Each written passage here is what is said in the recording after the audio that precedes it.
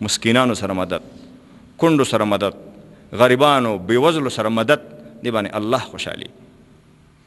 یو حدیث کې راغلی الله به یو سړی آخرت کې راوغواړي، ورته به ووایي زه وږی یم، تا ماته ډوډۍ نه وه راکړې. وبه وایي یا رب العالمین ته او وږی کېدل، ته خو رب العالمین، ته خو خالق یې، ته خو نه وږی کېږې. وایي زما پلانی بنده ستا په ګاونډ کې او ستا په همسایه‌توب کې پروت و، هغه وږی و، تا ورته ډوډۍ نه وه وړې. که تا هغه وږي ته ډوډۍ وړې وې، هغه وږي همسایه ته ډوډۍ وړې وې، هغه زما پلاني وږي بنده ته چې ته پې خبر وې که تا ډوډۍ وړې وې، زه به دې هلته موتی وم، زه هلته وم، زه همالته وم. تا زه چېرته کتم؟ تا زه په حج او عمره کې کتم، تا زه په جوماتونو کې کتم، تا زه کوم ځای کې کتم؟ زه خو هغه وږي څخه ناست وم، زه خو هغه وږي څخه وم، زما رحمت هلته و، زما مهرباني و، زما فضل هلته به تا ته حاصل شوی و، ته تا ولې ورنه کړه؟ یو سړی به راوغواړي زه تږی یم، ګوره تا ما توبه رانه کړې. یا الله ته څنګه تږی کېږي؟ ته خو رب یې، زما پلانی بنده تږی و، تا اوبه ورنه کړې، که تا اوبه ورکړی وې زه هغه څخه وم، تا به زه هلته حاصل کړی وې، تا به زه هلته لاس ته راوړی وې، زما مهرباني و رحمت هلته و که نه؟ تا کوم ځای کې کته؟ تا چېرته کته؟ سړی به راوغواړي زه مریض وم، بیمار وم، او ته خو زما پښتنې ته م رانغلی بنده، اوس جنت غواړې. یا الله، یا رب العالمین، یا احکم الحاکمین، ته څنګه مریضېږې؟ دا خو کیدی نشي چې ته مریض شي. زما پلانی فقیر بنده مریض شوی و، پلانی کونډه مریضه وه، پلانی یتیم مریض و، تبه وه، پلار یې شهید شوی و، زوی یتیم و، کور کې پیسې نه وې، که ته هلته تللی وې او د هغه پوښتنه دې کړی و، د هغه څه مدد دې کړی وې، نو خو زه هلته وم، زه همالته وم، تا به زه هلته موتی یم. د الله بندګانو باندې رحم، د الله بندګانو باندې مهرباني، د الله بندګانو سره محبت دی کې الله سړي ته حاصلېږي، الله پاک سړي ته حاصلېږي چې سړی د الله بندګانو باندې مهرباني کوي. الراحمون یرحمهم الرحمن، رحم کوونکو باندې رحمان رحم کوي. څوک رحم کوي د الله بندګانو باندې، الله په هغه باندې رحم کوي.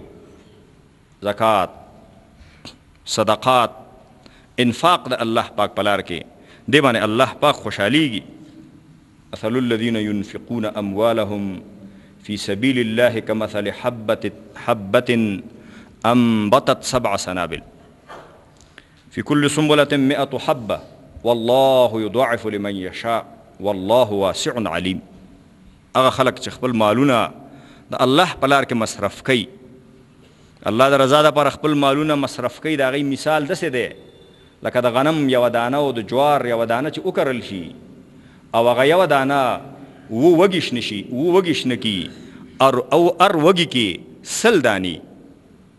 والله یضاعف لمن یشاء، چې چاته د الله خوښه وشوه او د هغه ډېر اخلاص باندې دا کار کړی، الله یې د دې نه ورته ډېری. قرآن وی الله وی یو سړی 1 روپۍ الله په لار کې خرچ کوي او مصرف کوي، الله پاک 200 روپۍ هغه ته اجر ورکوي. والله یضاعف لمن یشاء، الله یې د دې نه هم ډېری چې چاته یې خوښه وشي، چاته اراده وشي، الله یې د دې نه هم ډېری. الذين ينفقون اموالهم في سبيل الله، کم خلق چې خپل مالونه د الله په لار کې مصرف کوي، ثم لا يتبعون ما انفقوا منا ولا اذى، او بیا د خپل انفاق نه پس او د خپل مصرف نه پس هغه سړي باندې احسان نه کوي چې ته خو زما په ډوډۍ لوی شوی، ته خو زما په زکات باندې پای، دا ورته نه وایي. احسان نه کوي. ثم لا يتبعون ما انفقوا منا ولا اذى، او نور ته تکلیف ورکوي چې ګل محمده نن زمونږ اشر دی، ولې چې پرونی ګل محمد ته 1,000 روپۍ زکات ورکړی. ثم لا يتبعون ما انفقوا منا ولا اذى، بیا چې څه شی ورکړي د هغې نه پس احسان نه کوي، د هغې نه پس هغه ته تکلیف نه ورکوي. لهم اجرهم عند ربهم د دې خلکو اجر الله سره دی، پروردگار سره دی. ولا خوف علیهم ولا هم یحزنون، په آخرت کې به دوی باندې خوف نه وي، ولا هم یحزنون، او دوی به په آخرت کې غمجن نه وي. الله په لار کې انفاق، الله په لار کې خرچ دومره لوی اجر دی او دومره لوی ثواب دی چې الله رب العالمین فرمایي چې څوک د الله په لار کې خرچ کوي، الله په لار کې انفاق کوي، خوف به پې نه وي. خوف باندې خو پوهېږئ دی به آخرت کې نه ویرېږي. د چې کله قبر نه پاسېږي ملائک به ورته وایي چې مه ویرېږه، الله پاک تا نه خوشحال دی، و د خوف به ختم شي. په آخرت کې به د باندې خوف نه وي. ولا هم یحزنون، غمجن به نه وي چې کم مال په دنیا کې د الله په لار کې ورکړی په هغې باندې به هېڅ غم نه وي، خوشحاله به وي که نه چې د هغې مال په نتیجه کې مانه خوف ختم شو، الله رانه خوشحال شو.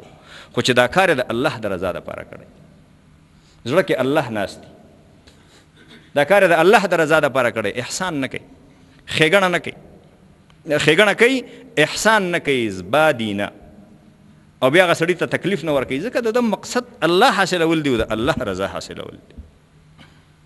دا نه چې خلکو وایي حاجي صاحب زکات ورکوي، دې دپاره نه کوي، دې دپاره کوي چې د الله د عذاب نه ځان بچ کړي.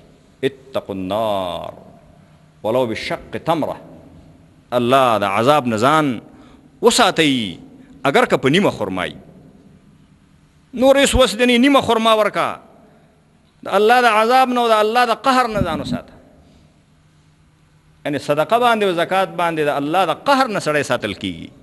نو ځکه نبي پاک ویلي چې اتقوا النار ولو بشق تمره، هېڅ شی نشته، نیمه خرما در سره ده، په نیمه خرما باندې د الله د قهر نه ځان وساته. یعنې که لږې پیسې دي که ډېرې پیسې دي، څه شی د الله په لار کې ورکوه، ډېرې نشته نو لږې د الله په لار کې ورکوه. چې په غریبۍ کې و، په فقر کې و، په لږوالي کې یو سړی د الله په لار کې انفاق او د الله په لار کې خرچ نه کوي، هغه بیا په مالدارۍ کې هم نه کوي. چې 10 روپۍ څوک نشي ورکوی، چې هغه باندې 10,000 زکات شي، هغه 10,000 بیا چېرته ورکوي؟ 10,000 ورکم چې هغه ته الله پاک 40 لکه روپۍ ورکي، او په 40 لکه روپیو کې 1 لک روپۍ زکات شي، هغه بیا 1 لک ورکم. او چې 100 لکه روپۍ الله پاک ورته ورکي او 2.5 لکه روپۍ په هغه باندې زکات شي، نو هغه بیا وایي چې 2.5 لکه ورکم، اوس 2.5 لکه روپۍ ورکم. چې کوم خلکو آخرت باندې نظري، الله باندې نظري، د الله رضا او جنت باندې نظري، هغه ته 2.5 لکه روپۍ ورکول څه مسله نه. فرمایي یا ایها الذین آمنوا لا تبطلوا صدقاتکم بالمن والاذى، ای د ایمان خاوندانو خپل خیراتونه په احسان باندې او په تکلیف رسولو باندې مه باطلوئ. کالذي ينفق ماله رئاء الناس ولا يؤمن بالله واليوم الآخر، دغه سړي په شان چې خپل مال مصرف کوي الله او آخرت باندې ایمان نه، مال مصرف کوي الله او آخرت باندې ایمان نه، بیا احسان کوي. بیا چې خپله مهمانخانه کې ناست دي، پګړۍ کېږدي او نسوار واچوي چې ما نن 20,000 زکات تقسیم کړو، فخر کوي، احسان کوي، زبادي په خلکو باندې، د الله او آخرت باندې ایمان نه. ریاکار او خولو والی د ده معامله دا چې خلک وایي حاجي صاحب یې ورکوي، د ده معامله الله سره نه. نو الله رب العالمین فرمایي چې خپل مالونو زکات او خپل صدقات په احسان باندې مه باطلوئ. قرآن عظیم الشان موږ ته فرمایي یا ایها الذین آمنوا انفقوا من طیبات ما کسبتم ومما اخرجنا لكم من الارض، کومې پیسې چې تاسو په تجارت کې وګټئ هغې نه هم زکات ورکئ، او که ستاسو ځمکې وپټي او د هغې نه کوم حاصلات درته درکوو د هغې نه هم زکات ورکئ. د ځمکو په حاصلاتو کې 10 حصه ده، او د تجارت پیسو کې 40 حصه ده، یوه 10 ده او بله حصه 40 ده. یعنې 10 من غنم دی وشو، 1 من غنم به چې دی دا عشر ورکئ. 20 من غنم دی وشو، 2 من غنم به چې دی عشر ورکئ. که د ځمکې اوبه د مفتی، او که ځمکه دی اوبه کېږي په ارټ باندې، ځمکه دی اوبه کېږي په ټیوبویل باندې، په برق باندې اوبه باسي، بیا ځمکه اوبه کوي، نو بیا په 20 منو کې 1 من دی، 20 منو کې 1 من. الله رب العالمین فرمایي چې عشر هم ورکوي او زکات هم ورکوي. د عشر غنم